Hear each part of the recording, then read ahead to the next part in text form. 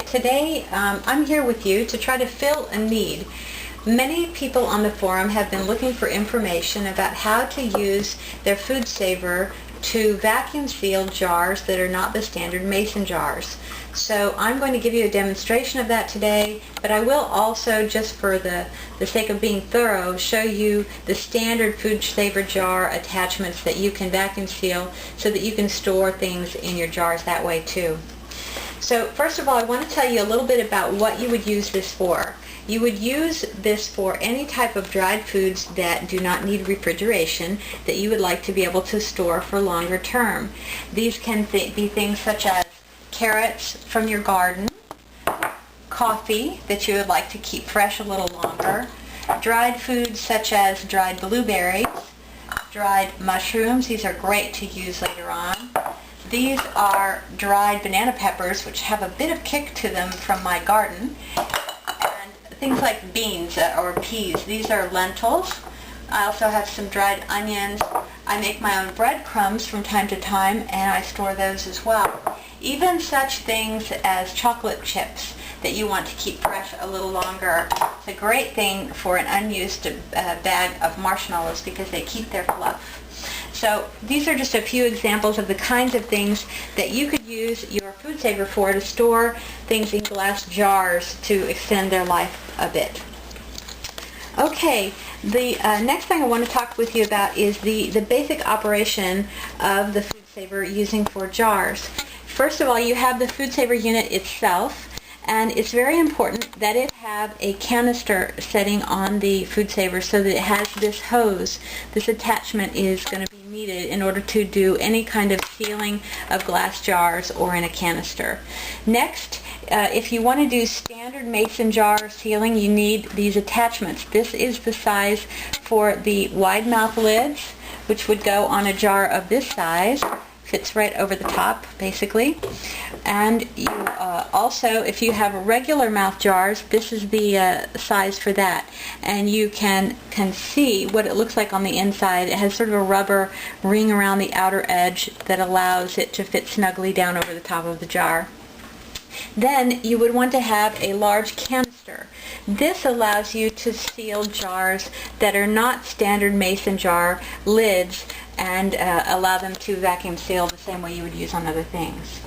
Okay, let's do a little demonstration of how you would do a standard mason jar vacuum seal. I'm going to show you a jar that I have here that needs to be sealed up, and we will go from there. This is some coffee, some finely ground coffee, and still smells good. But basically, I want to extend the life of it by sucking all the air that I can out of the jar. You take the ring off, set it aside. You take the standard, which this is a small mouth, a regular mouth jar, and you put it snugly over the top of the lid. And then you take this cable or the hose and attach it into the top and get it firmly in. The attachment on both this end and this end needs to be very nicely seated. Then with my food saver, you have to snap it down on both sides so that it clicks. Then you push the canister button, and we're going to suck the air out of this thing, and you don't have to listen to the whole thing, so we're going to go ahead and let it get started. Then when it's done, pull this off and you get a nice little sound that tells you that there's a vacuum in there. Pull this off the top, and you'll notice that the lid does not come off. It is, the little center part is popped down, and it is vacuum sealed. Then you would, for storage purposes, you can either put the ring on or not as you desire, and you have coffee that will last a little longer than it would have otherwise. Okay, that is a standard mason jar attachment example of how we would do it. Now I'd like to show you how we would use a canister on a non-standard jar. I use many of my like pasta sauce jars, ragu or applesauce, to store things in, and there are two advantages. First of all, you can extend the life of your food, but you're also reusing something that would otherwise be filling up the landfills. And it's a useful thing, and so it's a very good idea to be able to do this. So once again, you put the jar inside the canister, attach the hose as before on the top of the canister, push the button, and wait. You'll hear a little bit difference in the sound as the air begins to come all out of the canister. And once you get used to it, you can almost hear when it's ready.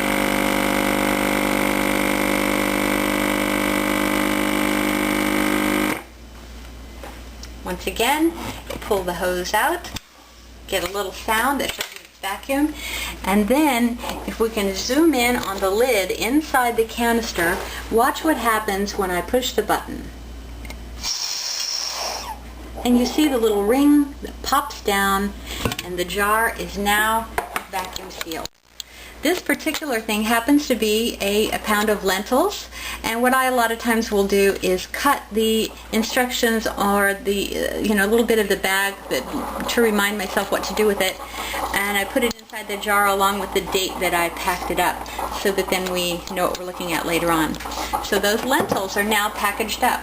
Now, something that I would want to mention to you is that on some jars, for example, that you wouldn't even think you could vacuum seal, they work very well. For example, this is a Classico jar, and you look at it and you would say, well, there's no way that would seal again, but in fact, it will. The trick is don't tighten it too much before you put it into the canister. Let's try this one, and we'll do a demonstration of this. That little pasta is great for meatball soup. Again, we attach the hose. It's ready to go.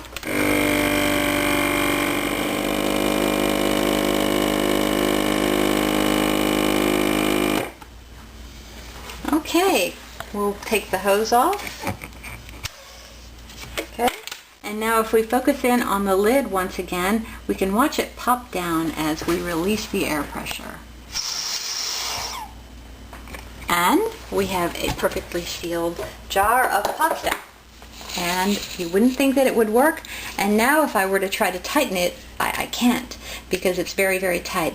Now let me just show you the satisfying sound that you get when you open up a jar of home vacuum sealed food later on, just so that you can get an idea of what it sounds like.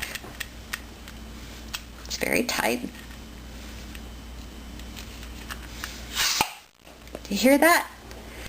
That is a beautiful sound to tell you that the vacuum seal really worked very well.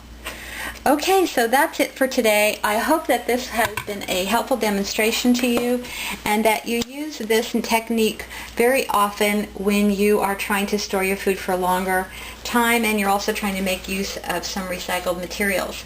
You can find these Food Saver lid attachments on Amazon. That's where I bought mine. Same thing with the canister. I found that they were easy to get, and they weren't terribly expensive, and you can reuse them over and over again and really make good use of your Food Saver vacuum sealer. This has been LvsChant from the Survival Podcast Forum, and I'm wishing you a great day. Thank you.